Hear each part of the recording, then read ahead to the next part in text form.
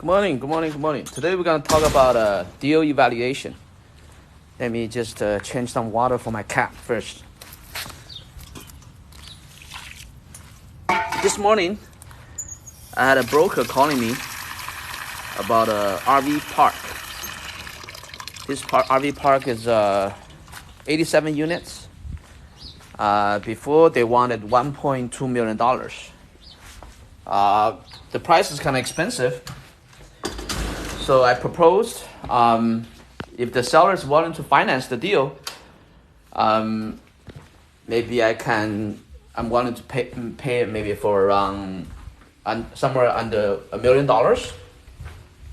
Another option, if the seller if we pay cash, would be willing to pay maybe $900,000. But this is just a rough number. I haven't, did a precise calculation yet. This deal is an RV park. I'm gonna move to a different location to do the TikTok live. It's about 70 units. Right now, they're not really well managed because the owner they're managing it part time. So they didn't do much work. So right now it's only like maybe 1/3 occupied. So right now they're only getting like $5,000. Because when you evaluating how much you should pay for the parks, usually you only calculate the leased units. I'm trying to find a flat ground so I can practice Wing Chun. Let me see. Okay. It's probably a better spot here. So usually let's say, okay, if it's 100 units, if only 50 units occupy, then you should only calculate the. But that's gonna be hard to find because usually if it's a good deal, should I rent out my detached home to students or just regular renters? It's depending on you. I think for students, you can get a better income, right? If you prepare for the food, you can charge more, right? But it's a little bit more work. If you just lease it out to regular renters, then it's probably less work for you. So going back to the parks. So normally, if I could get it for under $20,000 per unit, I'm happy. So I was looking at this RV park. So I proposed a couple options. Option one, cash deal, $900,000. It's a 70 units RV park. Because I was thinking, if I take it over, and if I get start to run full time, then the RV park is gonna be worth at least $2 million. Because it has about 70 units, right? If you multiply 70 units times $30,000, that's worth at least $2.1 million. So if I could get it for $900,000, I think it probably would be a decent deal. So another way to look at it, so 70 units, so let's just say average you can charge, for example, $50 per space per night, right? It's because of our RV park. RV park, the difference between RV park and a mobile home park is that a mobile home park, the tenants stay there year long. RV park, sometimes maybe they stay a day, maybe they stay for a couple months. So I'm gonna say, let's say if I can charge $50 per unit, 70 units, that's $3,500 a day, right? $3,500 a day times 10 days, that's 35,000. Times 30 days, that's 100,000. So if it's full capacity, I can get 100,000. So let's just say 70% capacity. So 70% capacity of 100,000. So that's about 70,000, right? 70,000 times. So basically, if I can run at 70% capacity, I can get probably at least $1 million revenue for RV park. So for the RV park, the expense is lower. So let's say if I allocate 30% as expense, so that means I can get 700,000 per month. Per year, 700,000 per month, per year, as an income. So if you look at $700,000 income, then you know, if you calculate the cap rate, it's gonna be much more than $2 million.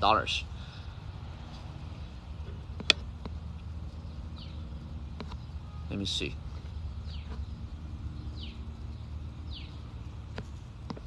Hello from Wisconsin. Hope all is well. Just wanted to remind you that you're amazing. Thank you so much, Ronnie. Thank you for the comments. Follow my TikTok, give me some likes, whatever question you have, we can talk about it. That's great, Ronnie. I love your energy, because there's a lot of people that are hateful, a lot of people that are angry. You know, if you're hateful, if you're angry, there's no way you're going to get rich. There's no way you're going to be prosperous. If you want to be prosperous, you got to be, you know, thankful. You got to love everybody, love people. So I have this friend, he married to his wife for like, I don't know, maybe more than 10 years.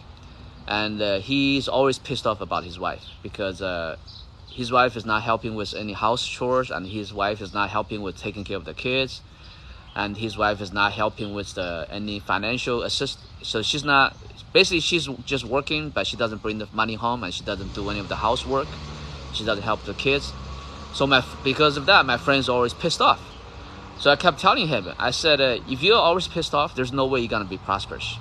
There's no way you're gonna be rich. There's no way you're gonna make a lot of money. So in this situation, either you get a divorce, or you just be okay with whatever your wife is doing. Just admit it as a fact, and stop being, you know, being unhappy. Because as long as you're unhappy, you know, there's no way you're gonna be prosperous. Happy, grateful, appreciate. Focus on the bigger, better. Exactly. Yeah. Hola, Nana Craft. So, okay, going back to the RV park. So, for this RV park, if I can get it for $900K cash, my potential income, I could get it up to maybe $700K a year. So, worst case scenario, at least $500K income a year. So if I could get it for $500K income a year, net income, so that means it's gonna be worth at least $5 million units, right? 70 units, $30,000 per unit, that's $2.1 million. So I know for sure, if I can get it for $900,000, then it's a good deal. Although I'm gonna have to put in a lot of work, because right now they're only getting $5,000 a month, because the owner they didn't really manage it, because they own it part-time. They have other they have other jobs they're working on. So this is one deal I'm looking at. Another deal I'm looking at is a smaller deal. It's a very small deal. The reason I'm still interested is because it's not far. It's only like 30 minutes away from the park I currently have. So that one is only I think it's only like 11 or 15 unit, I forgot, but it's very cheap. The owner wanted to sell it for $250,000. So I'm gonna try to see if I can get it for $200,000. If I can get it for $200,000, you know, then I'll probably buy.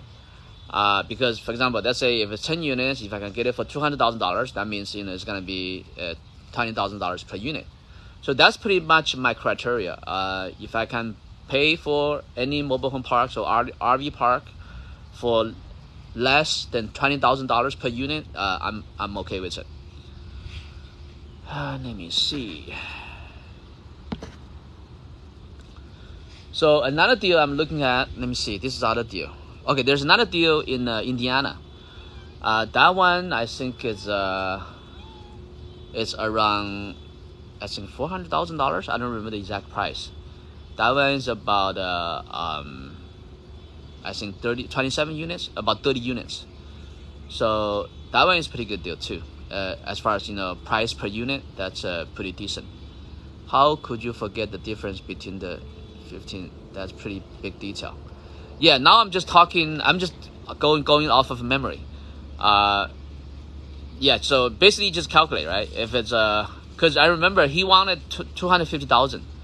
I was thinking if I can get it for 200,000, then I think it's be a good deal. I think it's 11 units. Yeah, 11 spaces. Yeah. So I'm just going through the calculation in my mind with you guys, so you know when you look at the deal, you know, what do you how to evaluate. There's a couple different ways to evaluate. One way, the easiest way to evaluate is just going off of the price per space. Another way to evaluate is you just calculate the cap rate and the net operating income. For the cap rate, my minimum cap rate that I prefer is at least 10%. If I can get it for 10% cap rate, I think that's a pretty good deal. What does 10% mean? 10% cap rate means you'll get your money back in 10 years. So before, what if he's talking about? Be grateful. Thank you. So it's a great habit. It's a great habit that what Ronnie is doing. You wanna always say good things about other people. You want to encourage people, right? So I do the same thing with my wife. Because she's kind of going through some tough times now because she owns like some type of a bar, but the business is not very good, so she needs to close down. So I was encouraging her. I said, don't worry about it, just close it down and just start something new. So when you encourage people, it gives people good energy. It makes people wanting to do more. If you're always saying something negative about other people, it makes people want to quit. And so I'll give you the example with my friend. So the same friend I was talking about, right? The married guy. Another reason his wife, he has a pretty bad relationship with his wife is that he's a picky guy. So I guess in the beginning when his wife tried to do something, he doesn't encourage. He always complain. Oh, you did this wrong, you did that wrong.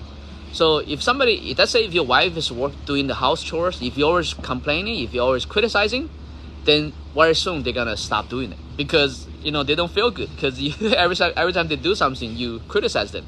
So they're not gonna want to continue to do it. That's why now, instead of his wife doing everything, he's doing everything himself.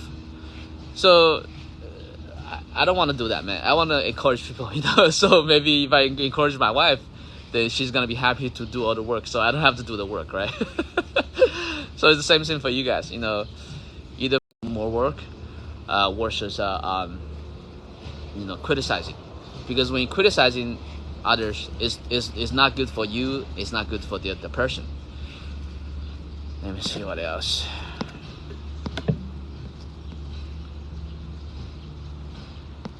I like chow mein. Not sure if I spell it right. Yeah, that's correct. Yeah, I've got tenants. They are not bad, but have habits that affects other tenants. Example: smoking. So for that, you have to just get a new rules, new tenant regulation, and give the regulation to everybody. And then just make sure that smoking. If they smoke, either they do it inside of their house or be far away from the building instead of right next to the building. Tell your husband I said hi. Whose husband? I'm not gay, man. I have a wife. Example: laundry 5 times in a day. Concern is possibly washing their friend's laundry, and I cannot prove it. Washing other people's laundry. I mean, if he's leasing a place, I don't know if there's anything you can do about laundry. I mean, technically, he probably have the right to wash as many laundry as he wanted to, unless you have a coin laundry. So if you have coin laundry, then maybe he's not gonna wash for his friend, or maybe you're gonna charge him. In that case, you would be able to make more money. What do you think of Graham Stephan? Oh, Graham Stephan. Okay. I know a little bit about him because I watched some of his YouTubes. So I think he's an okay agent, but he's probably I think from what his video says, he started buying some investment early on, like around 2008. So he bought a whole bunch of houses. So he's more of an investor, but he's an agent too. But I think he's not as active as agent. So I think later on he tried to make a coffee brand. I heard the coffee brand didn't do too well. and I believe he moved to Vegas, right? And he bought a house there. So he's obviously now he's a YouTube like a influencer and a real estate investor, I think. Yeah, I don't know him personally. I just watched some of his video too. What would happen if China invested in the HBCU in America? What's HBCU? Sorry, I'm not familiar with that. So that's what a lot of investors do, right? Most investors first they start from working on some business, and they make some money. Then they start to invest in real estate, just like what Kevin does too, right? Kevin, he started as a real estate agent, then he put his money into investing. Also Ben Mahler too. Ben Mahler, he didn't start as an agent, but he started as a manager, I think. He helped some rich people to manage their properties. Then he started buying properties himself. So Ben Mahler, he was in the army before too. I was in the army before too. But for me, I started as a real estate agent too. So once I made some commission, I started investing in real estate. Historically black college and universities. What would happen if China invested in the black colleges? You mean what the outcome would be? I'm not sure. Are they doing that? I know there's people, Chinese people that graduated from some American university. They invested a lot of money into the university. They donated a lot of money. Donation. I graduated from UC Berkeley, so I think there's a rich Hong Kong real estate tycoon. He donated a lot of money to UC Berkeley too.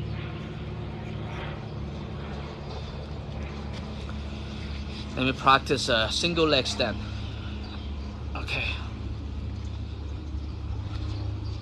So when you look at the deals, mobile home park deals, ideally you want to only count the space that are leased out.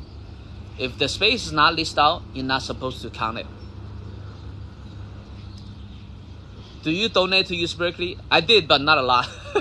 I'm not super rich yet. I just, just a couple $100, $1,000 or something. Not a lot of money. Yeah. Because every year they mail me the the donation envelope. UC Berkeley. Yeah.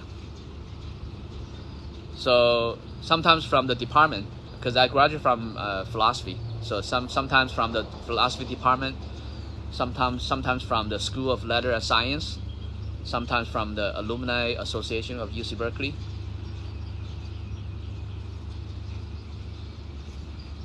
Thank you for the like, Fallon Chang. Thank you for the like. Follow my TikTok, give me some likes. Whatever question you have, we can talk about it. Let me know where you're from. I'm from Los Angeles, California. Okay, now I'm practicing single legs. Okay, as if you can see my legs, I'm practicing single leg stand. Single leg stand is important because sometimes if you need to kick people, you need to be able to stand on one leg. So that's the idea.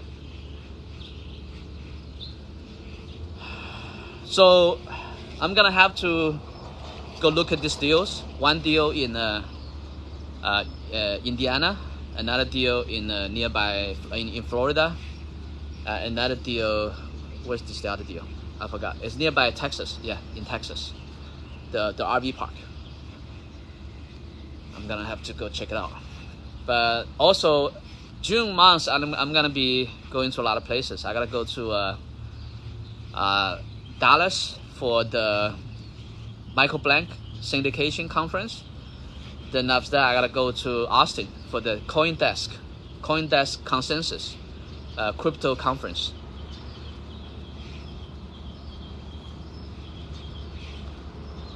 What deal? Oh, I was talking about the couple mobile home park and RV park deals. One deal is 70 units RV park in Texas. I was proposing to get pay it for 900 cash, or maybe 1 million, 900 cash or $1 million owner financing. Another deal, it's a small deal, only 10 units. The reason I'm still interested is because it's next to the park I already have, nearby the park I already have. Normally, I prefer to have a deal that's at least 30 units, because the bigger units, like the 100 unit deals, the big companies, big investment fund, private equity, they're interested in those big mobile home parks. That's kind of harder to compete. So now I'm just preferably anywhere between 30 units to 100 units. But this one deal I'm still interested is only 10 units because it's right next, is not far from the park I already own. And another deal, it's another deal in Indiana. Indiana is about, I think, around 37 units. That one is a good deal. That one's, I think, only like 500,000, 400,000.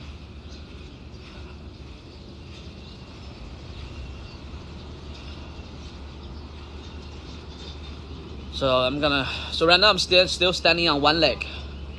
I'm practicing a single leg stand.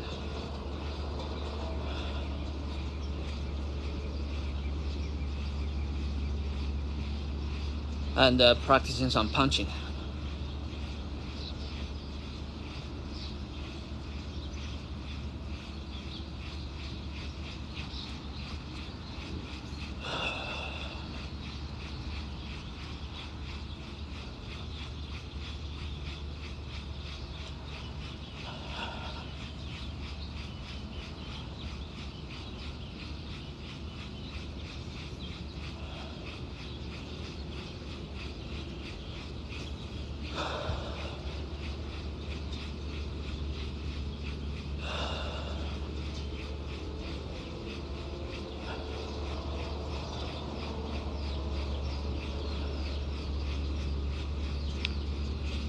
Okay, now I'm gonna switch leg.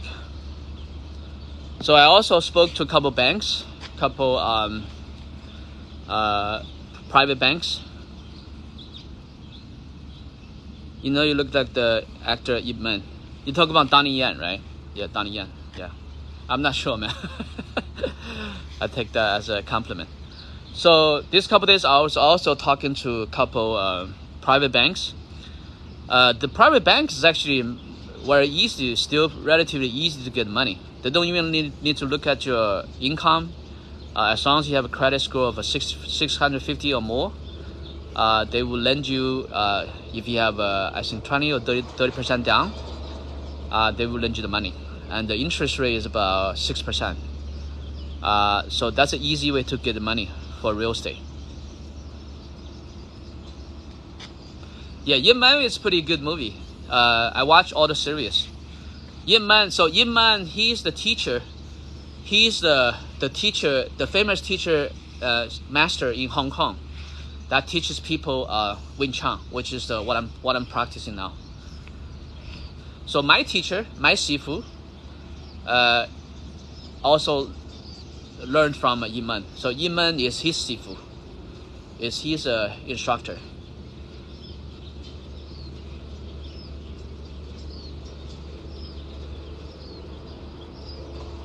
A little bit of history about Ip Man. Ip Man, for those of you that you don't know who he is, so there was recently, a couple years ago, there was a movie, 4 series movie came out about Ip Man. So he's a kung fu master that's teaching people Wing Chun. What's Wing Chun? Wing Chun is a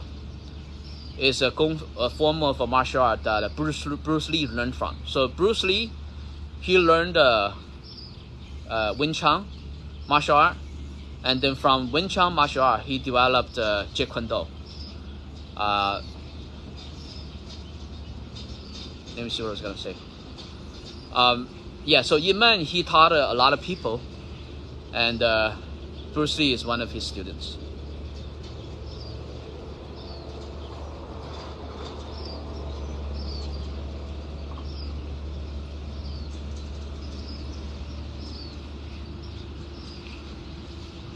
So now I just switch leg. I'm standing on my left leg right now. So I was talking to those banks. It's actually nowadays, if you're gonna buy some multi-units, 1 unit, 2 units, 3 units, 4 units, 10 units, it's actually very easy to get financing. As long as you have 20% down, 99% of the time you're gonna be able to get financing. So money is not hard. You just need to find a good deal. That's all you need to do. Find a good deal. If you already have the down payment, that's great. If you don't have a down payment, just partner up with somebody. And nowadays the money is still it's not that tight. It's still pretty easy to get financing. So it's actually very easy to get some deals. 5 units, 4 units, 10 units, 20 units.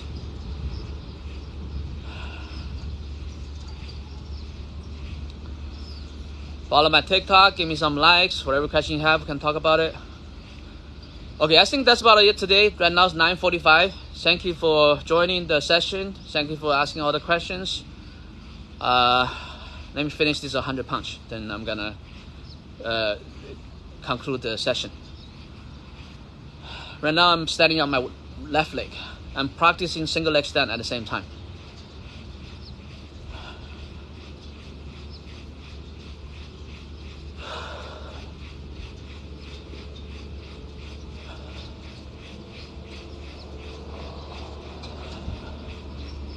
Yeah, Florida. Where in Florida are you?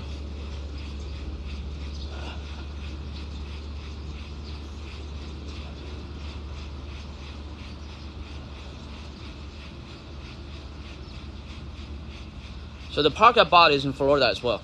Florida's great. I love Florida.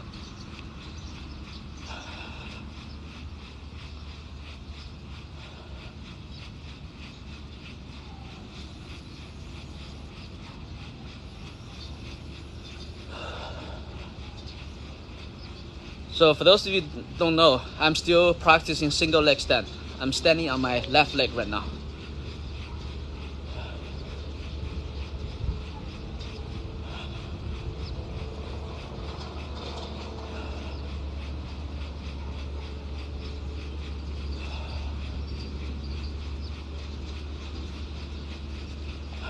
Okay, that's it, guys. Thank you for getting on the session. Thank you for the questions. See you guys next time.